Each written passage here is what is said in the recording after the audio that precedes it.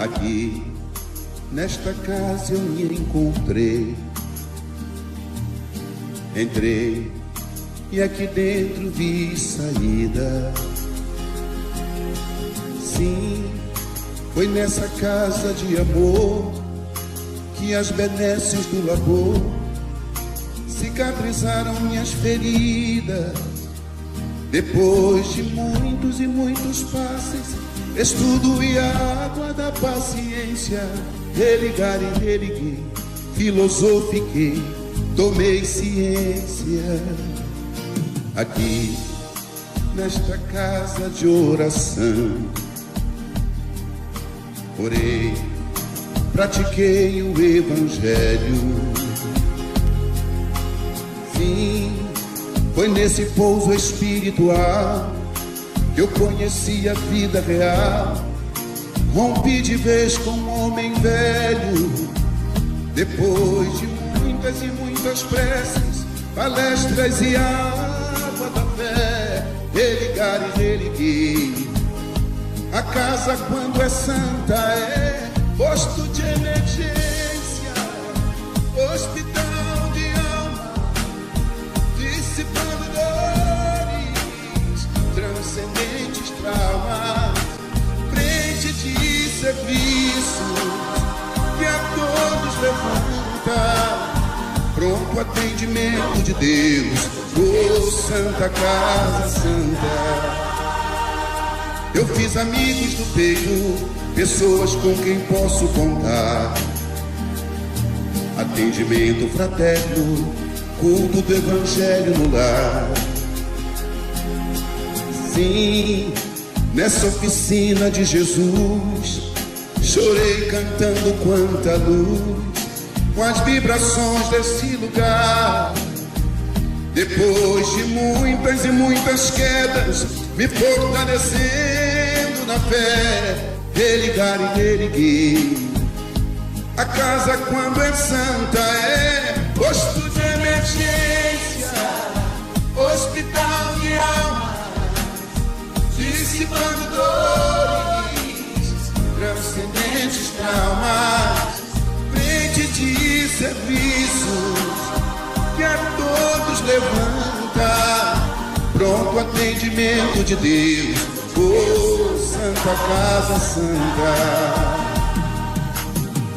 Por isso canto e dou graças a Deus, secando lágrimas nos olhos meus.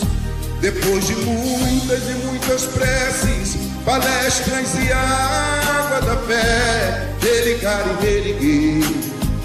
Toda casa, quando é santa, é posto de emergência, hospital de alma, dissipando dores, transcendentes traumas, frente de serviços que a todos levanta, pronto atendimento de Deus, oh Santa Casa Santa. Posto de emergência, hospital de almas, dissipando dores, transcendentes traumas, frente de serviço que a todos levanta, pronto atendimento de Deus, Santa Casa Santa. Frente de serviços que a todos levanta, pronto atendimento de Deus, Santa Casa Santa.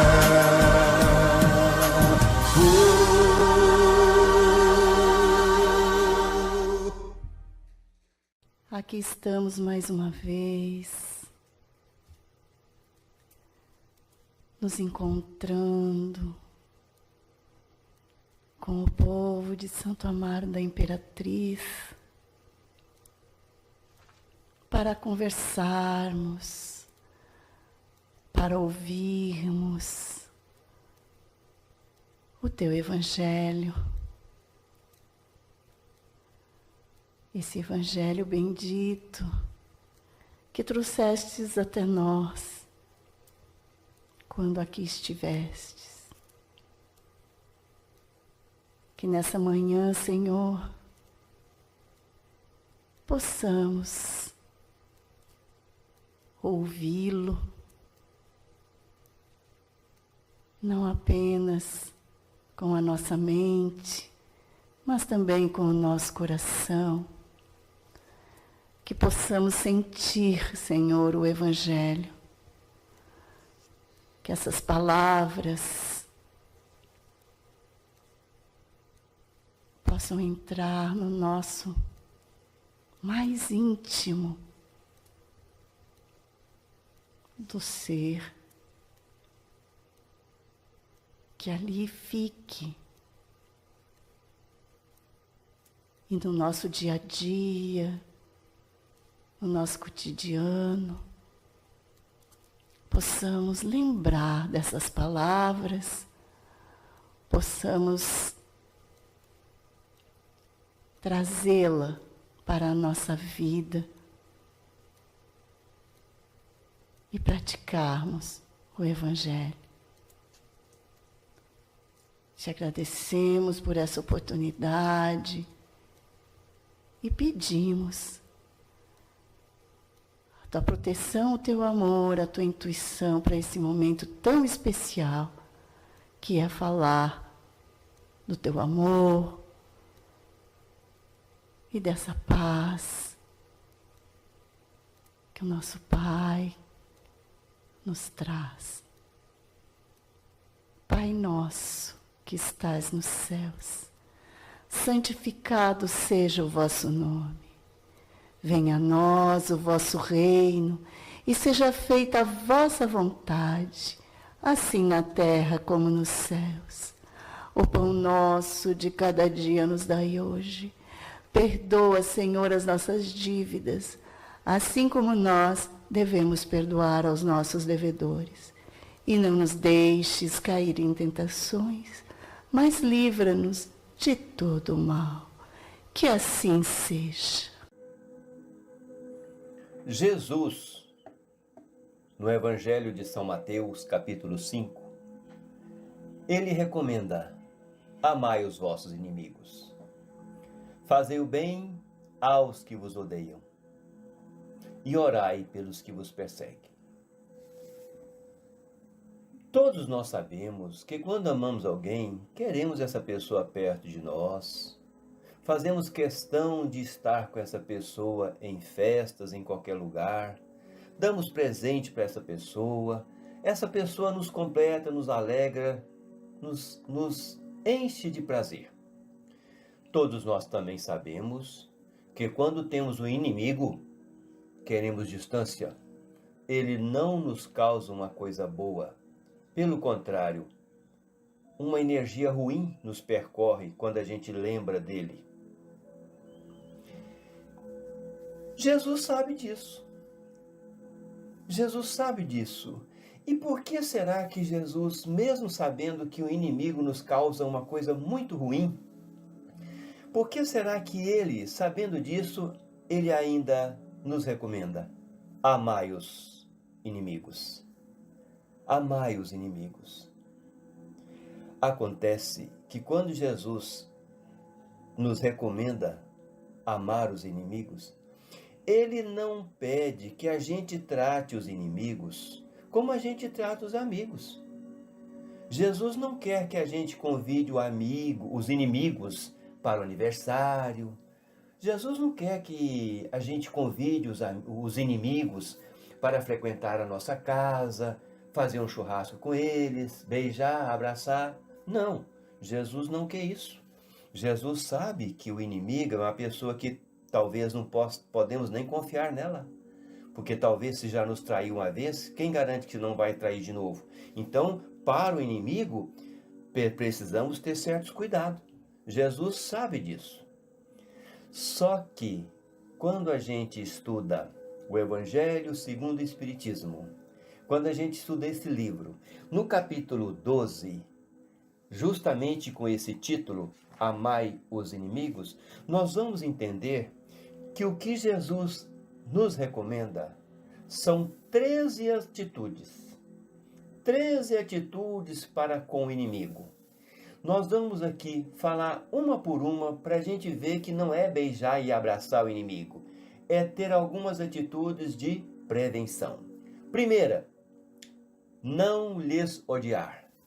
Segunda, não lhes ter rancor. Não ter desejo de vingança. Terceira. Quarta, perdoá-los sem segundas intenções. 5. Perdoá-lo incondicionalmente. 6. Não colocar obstáculo para a reconciliação. 7. Desejar-lhe o bem. 8. Alegrar-se com algo de bom que lhe aconteceu. 9. Ajudá-lo em caso de necessidade. 10. Evitar atos que possam prejudicá-lo. 11. Evitar palavras que possam prejudicá-lo.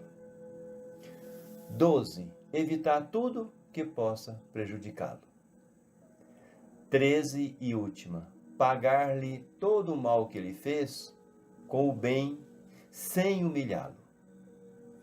Então, nessas 13 atitudes, Jesus nos convida a amar o próximo. A amar aquele próximo na condição de inimigo. A proposta para a reflexão de hoje é falar de um outro inimigo, um inimigo especial. O inimigo que já morreu, o inimigo desencarnado. Qual é a diferença do inimigo encarnado para o inimigo desencarnado? Ou seja, qual a diferença do inimigo que morreu do inimigo que ainda está vivo? Pode-se dizer que não existe nenhuma diferença. Sabe por quê? Porque você continua vivo, mas o seu inimigo, depois da morte, ele continua vivo também. Porque a vida é eterna dentro e fora do corpo. A única diferença é que ele está fora do corpo. E aí, pelo fato de dele estar fora do corpo, pode ser que ele tenha a liberdade de ir para onde quiser. Uma segunda observação.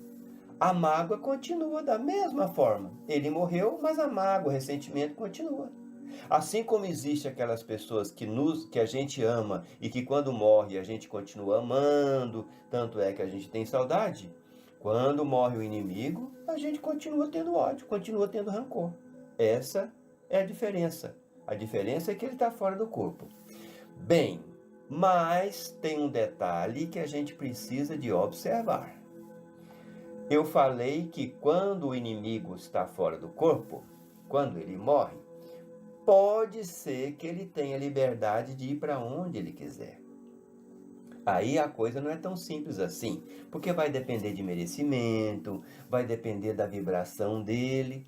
Ele vai em busca dos seus interesses. E como ele está livre, entre aspas, ele pode vir nos encontrar. Ele pode ficar conosco. Ele pode vir nos prejudicar, já que é o inimigo. Por isso que a gente estuda o Espiritismo, e aí o Espiritismo vai explicar o que é uma obsessão, o que é uma fascinação, o que é uma subjugação. Por exemplo, uma obsessão é uma perturbação.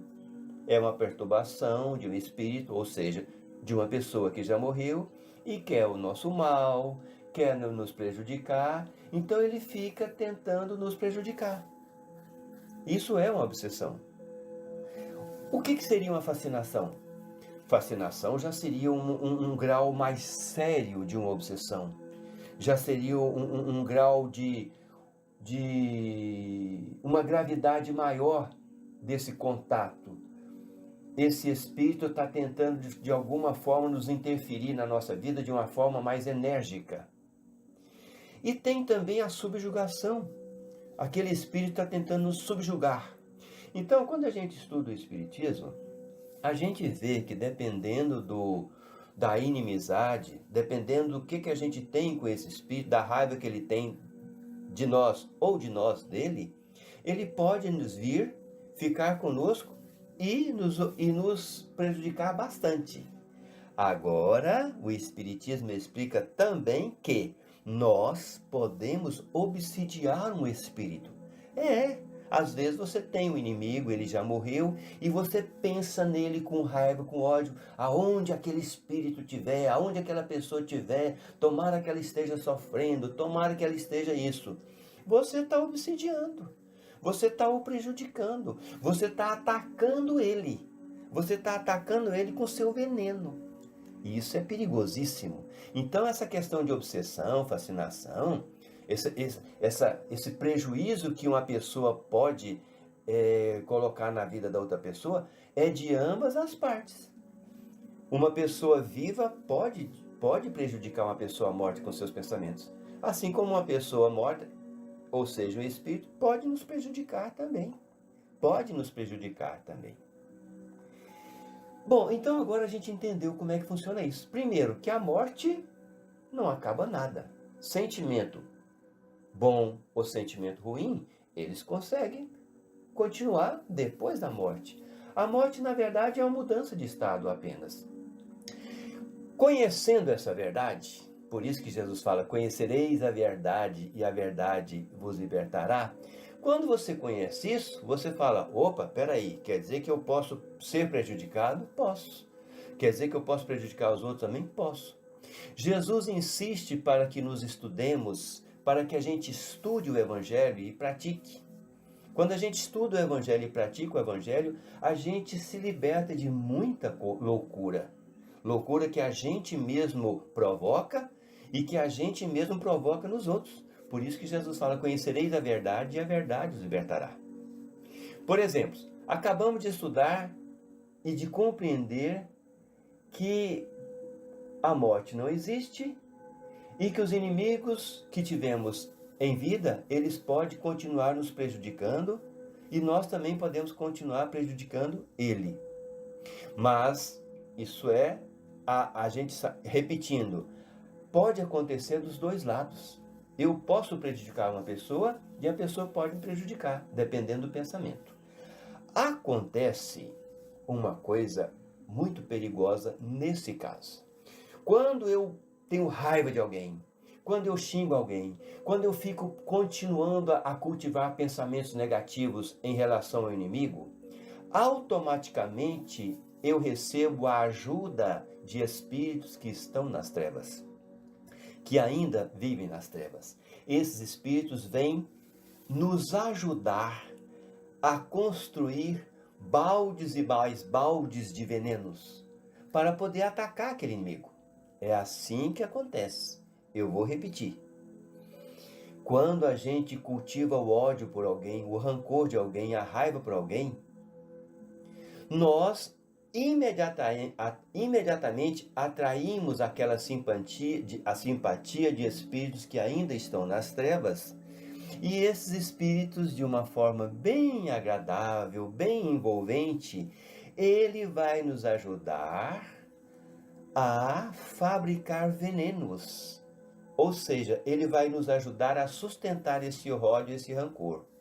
Acontece que há muitos anos, nasceu na Inglaterra um homem chamado William Shakespeare. Ele nasceu na mesma época que o Brasil foi descoberto. William Shakespeare é um poeta que ele tem uma frase impressionante. A frase é o seguinte: a raiva é um veneno que bebemos esperando que os outros morram. Então, quando você tem raiva de alguém, quando você tem ódio de alguém, quando você vibra negativamente em direção de alguém, na verdade você está produzindo veneno e se envenenando e esperando que o outro é que morra. Quando na verdade é você que está se intoxicando, é você que está se prejudicando, é você que está adoecendo. Então, quando Jesus fala buscar a verdade, Jesus quer que você estude o Evangelho para compreender o que você está fazendo. Porque mas o meu inimigo, ele fez isso, ele fez aquilo. Quando você estuda o Evangelho, você entende, compreende que não importa o que te acontece. Importa é como você reage. É como você reage. Então, diante disso, o mais rápido possível, precisamos combater esses males que o inimigo morto pode fazer com que a gente esteja provocando para nós mesmos. Olha, veja que eu disse, combater estes males que me faz mal. Eu não falei combater os inimigos, combater o inimigo morto. Não, precisamos de combater os males. Os males são coisas bem diferentes. Quando a pessoa é muito ignorante, quando a pessoa não sabe nada do Evangelho, ele fala uma coisa curiosa. Muita gente já deve ter ouvido alguém falar isso. Eu não vou perdoar fulano porque ele não merece. Gente, quanta bobagem, quanta infantilidade nessa frase. Eu não vou perdoar fulano porque ele não merece o meu perdão. Por que isso é uma bobagem? Porque o perdão jamais beneficia o outro. O perdão só beneficia a nós mesmos. O outro pode até aproveitar esse perdão para mudar de vida, ou até pode aproveitar esse perdão para rir da gente. Olha, eu fiz isso e isso com ele e ele ainda me perdoou. Ah, como ele é bobinho. Às vezes a pessoa até pensa, ou às vezes um parente ou um amigo fala, fulano, você vai perdoar fulano, aquela pessoa? Como é que você vai perdoar aquela pessoa se ele fez isso, isso e isso? Às vezes até um amigo ou um parente nos critica. Mas essa pessoa também não sabe que quando você perdoa alguém, o maior beneficiado é você. Lembrando sempre dessa frase do poeta inglês William Shakespeare. A raiva é um veneno que bebemos esperando que o outro morra. Então, todo o bem que eu construo, todo o pensamento positivo, todo o esforço que eu faço para pensar o bem em relação a uma pessoa que não merece, eu é que sou o maior beneficiado. Mesmo que aquela pessoa não mereça, mas se eu estou esforçando ao máximo para pensar coisas boas, para manter a minha mente voltada para a paz celestial, o beneficiado sou eu. Muita gente pensa que quando a pessoa perdoa alguém, o que ela fez foi dissolvido. Jamais pensa isso. Vou repetir, muitas pessoas não perdoam porque acham que se perdoar o inimigo, o mal que o inimigo fez, ele foi totalmente dissolvido. Não, meus irmãos, não. O mal que a pessoa fez para conosco, ele vai acertar com Deus. Ele vai acertar com a sua consciência. Ele vai acertar com a consciência dele. O mal que ele te fez é entre ele e Deus. Se você perdoar ou não, vai ser sempre assim. Por isso não adianta você cultivar um veneno, cultivar o ódio. Não adianta. Vamos pensar um pouquinho. Então a gente agora, fazendo assim um breve resumo, já entendemos o mal que nós mesmos fazendo para nós mesmos, cultivando o ódio de alguém que já morreu. Vamos agora pensar no outro, naquela pessoa que já partiu. No livro Cirurgia Moral, na lição 40, ele nos ensina falando desse jeito. O mundo ensina o egoísmo. Jesus ensina o desprendimento e o discernimento. O mundo ensina o orgulho de raça. Jesus ensina o amor a todas as criaturas. O mundo limita-se a ensinar o amor só para os familiares. Jesus ensina o amor universal. O mundo instrui para que aprendamos a sabedoria exterior. Jesus nos adverte sobre os conhecimentos internos. Então, a primeira coisa que a gente tem que fazer é saber se a gente vai seguir o caminho de Jesus ou o caminho do mundo. É isso que a gente precisa. Porque se a gente for seguir o caminho de Jesus, nós não vamos preocupar com o outro, a não ser como podemos ajudar. Por exemplo, se eu perdoar o que vai acontecer com o outro? Se eu perdoar, aquele veneno que você jogava nele parou de cair nele. Talvez estava queimando ele, talvez estava impedindo ele de se melhorar. Então você já faz um benefício. Quando Jesus fala, deixai no altar a sua oferenda e vá primeiro se reconciliar com o seu adversário, o que ele está querendo dizer? Ele está querendo dizer que o que você fizer para Jesus, todo bem que você fizer para alguém, se você achar que está alegrando a Jesus, está enganado. Se você quiser fazer o bem pensando em Deus, Jesus fala o seguinte: deixa a sua oferta nos pés do altar, vá, faça a sua amizade novamente com aquela pessoa e volta, aí sim você faça a sua oferta. Então o que Jesus quer? Quer que você tire essa cachoeira de dor e sofrimento que você se mantém debaixo dela.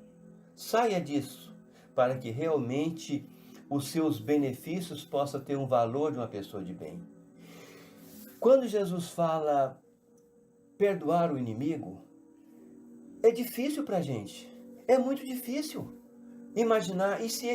Mas ele me prejudicou, ele falou isso de mim, ele me causou esse dissabor.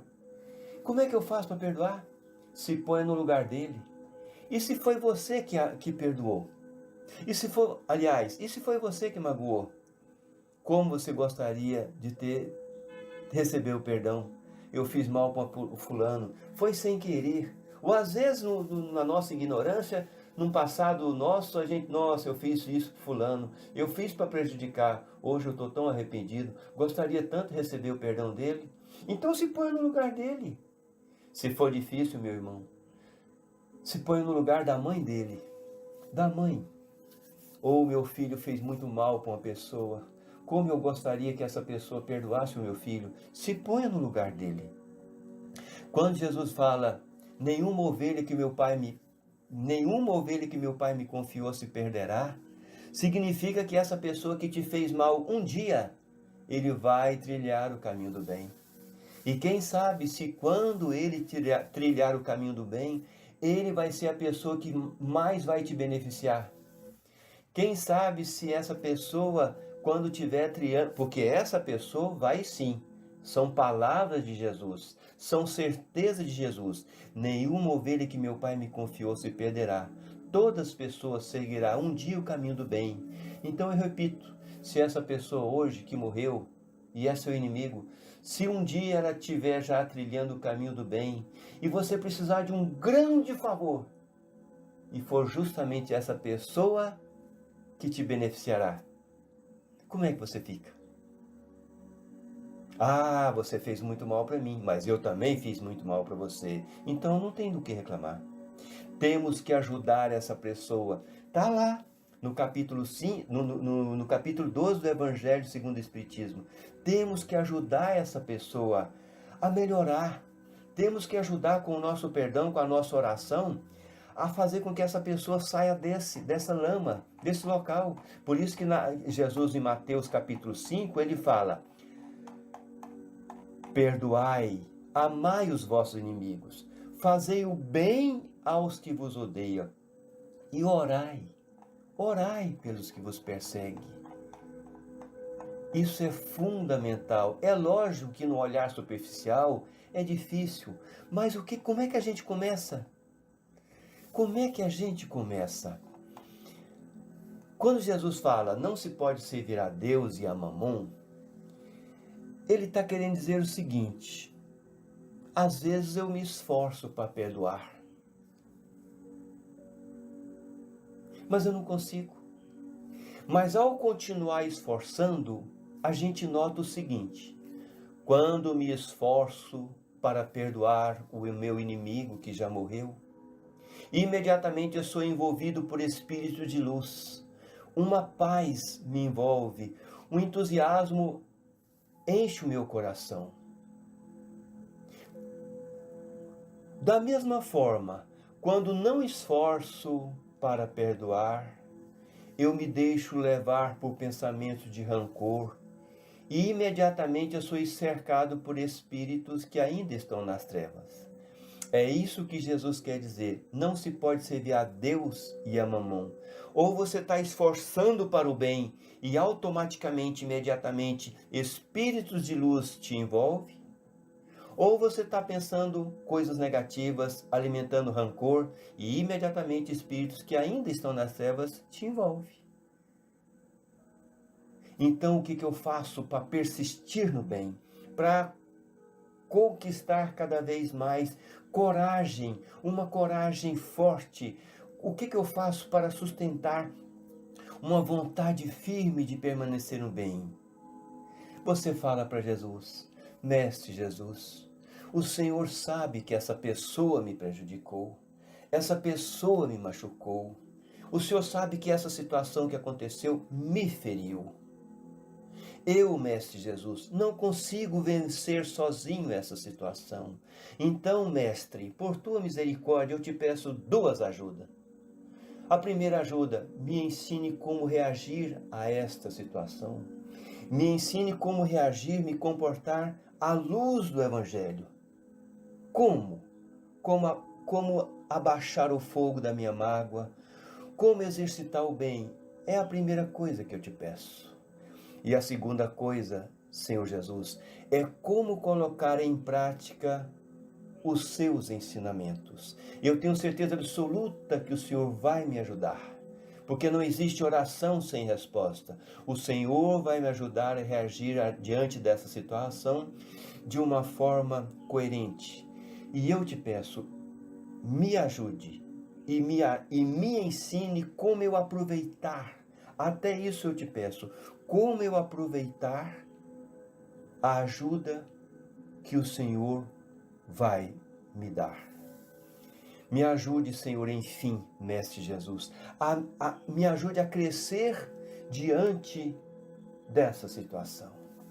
E assim, meus irmãos, a gente vai vivenciar uma frase muito interessante, que é a frase que eu termino esse nosso bate-papo com ela. Quando passamos uma dificuldade com Jesus, nós crescemos. Crescemos espiritualmente, crescemos em paciência, em tolerância, em alegria, em paz interior. Quando passamos uma dificuldade com Jesus, crescemos. Assim como quando passamos a mesma dificuldade sem Jesus, nós descemos. Descemos para a tristeza, para a melancolia, para a depressão. Por isso, mais uma vez, sempre Jesus, sempre Jesus. Jesus garantiu que passaremos momentos difíceis, mas fique com Ele, confie nele. Quando Ele disse, no mundo tereis tribulações, mas tende bom ânimo, confie em mim, acredite em mim. Eu venci o mundo. Muita paz, muita luz.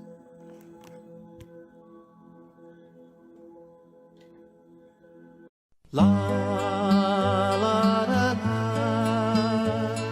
la la la la, la la la la,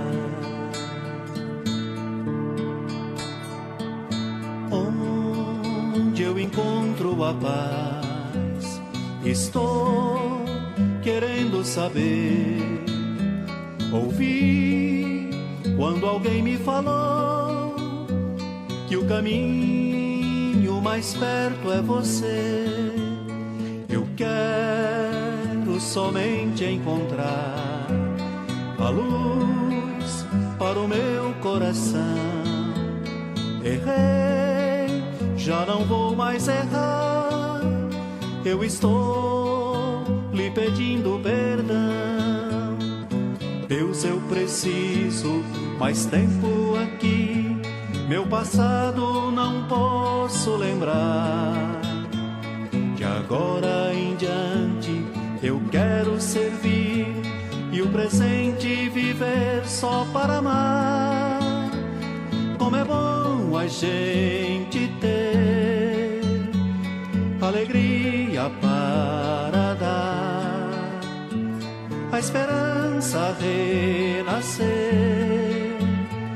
e com Deus Jesus caminhar.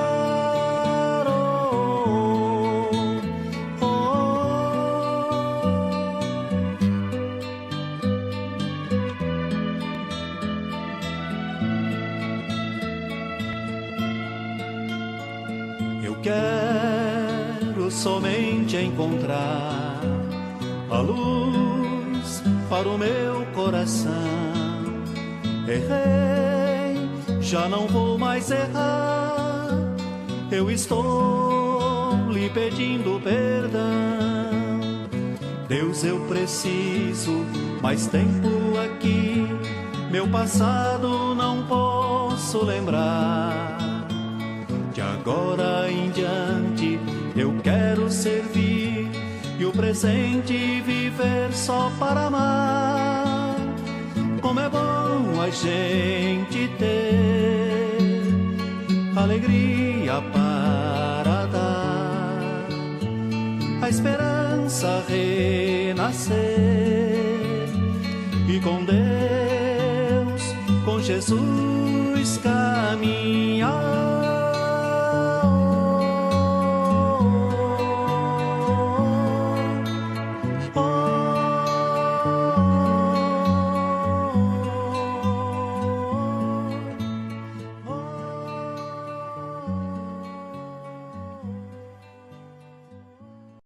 E nesse momento em que estamos reunidos em nome desse Pai Maior, diante desse Evangelho Consolador, dos ensinamentos que nos deixou Jesus, mas para que não só teorizássemos, que colocássemos em prática esse seu pedido, para que evangelizemos, porque uma palavra dita por Jesus e é repassado ao irmão é evangelização, é aprendizado.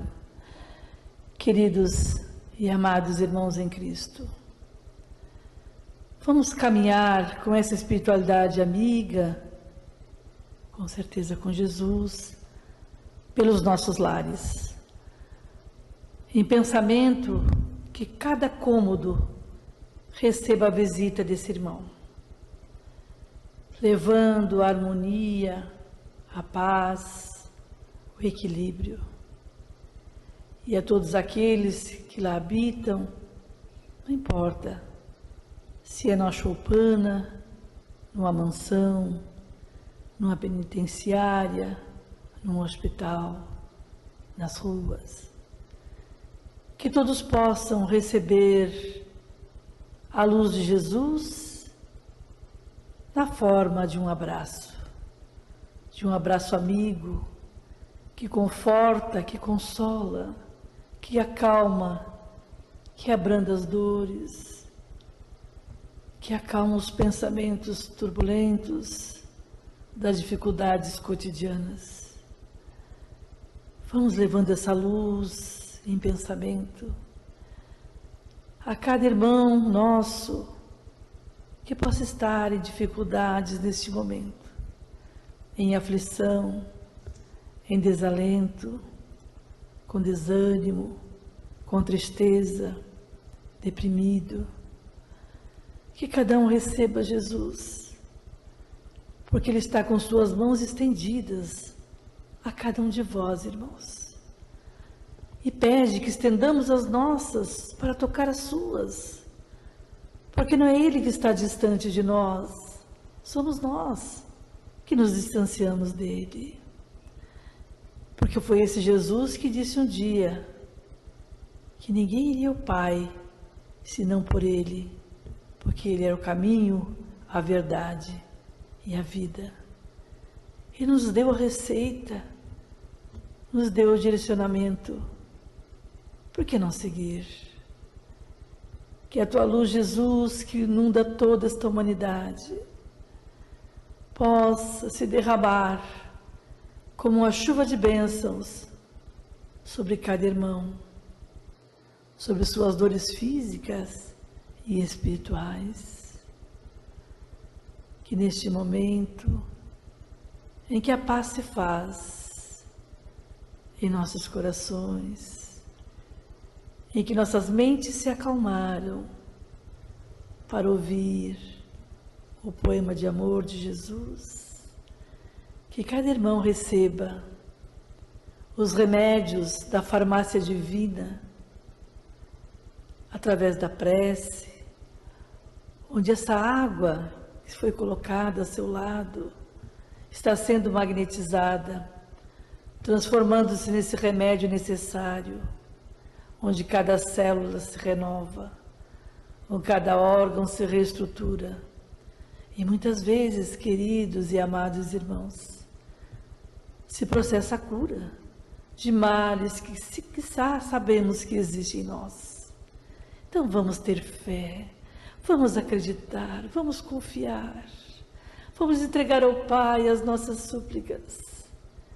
E agradecido dizemos: Pai nosso, Pai de todos nós, que estás nos céus, Pai, na terra, em todos os mundos habitados, santificado seja, Pai, o teu nome. Que venha a nós o teu reino, Pai, mas o teu reino de amor, de justiça e de caridade. Que seja feita sempre, Pai amado, a tua vontade acima da nossa. O pão de cada dia dá-nos hoje sempre, Pai. Perdoa as dívidas, assim como soubermos perdoar aos devedores. Te pedimos ainda, Pai amado, não deixes que caiamos em novas tentações terrenas. Livra-nos, Pai, de todo mal. Liberta-nos das mazelas inferiores, dos irmãozinhos mal intencionados. Que a tua luz, Jesus, ajude-nos a transpor os obstáculos do caminho, as montanhas de iniquidades. Ajude-nos a sermos melhores a cada dia, para que não venhamos a praticar o mal, nem pensar o mal de nós mesmos ou dos irmãos do caminho. Fiquem com a luz de Jesus a envolvê-los. Muita paz, muita luz a todos vós, hoje e sempre. E que assim seja, Pai.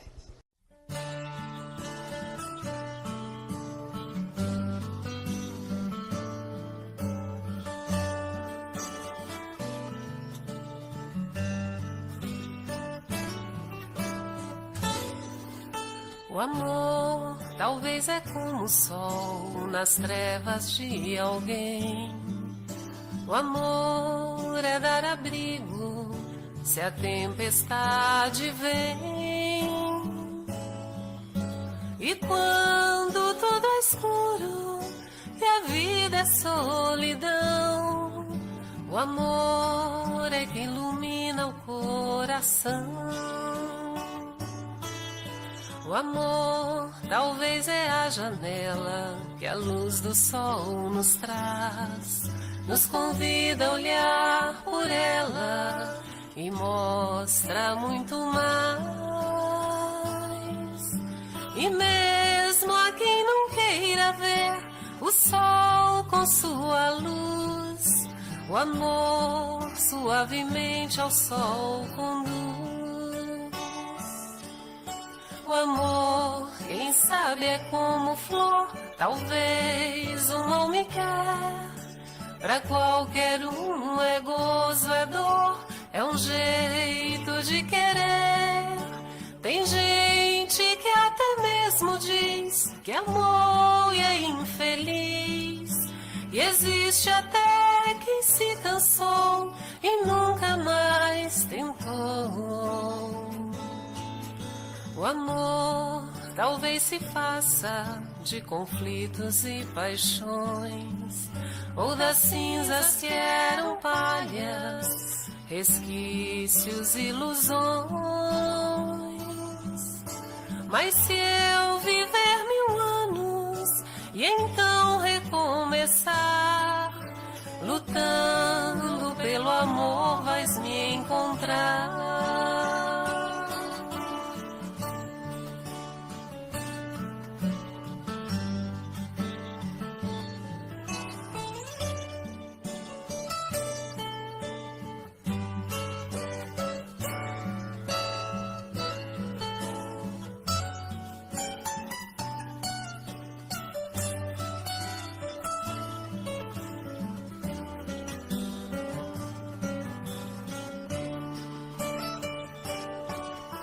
O amor talvez se faça de conflitos e paixões, ou das cinzas que eram palhas, resquícios, ilusões.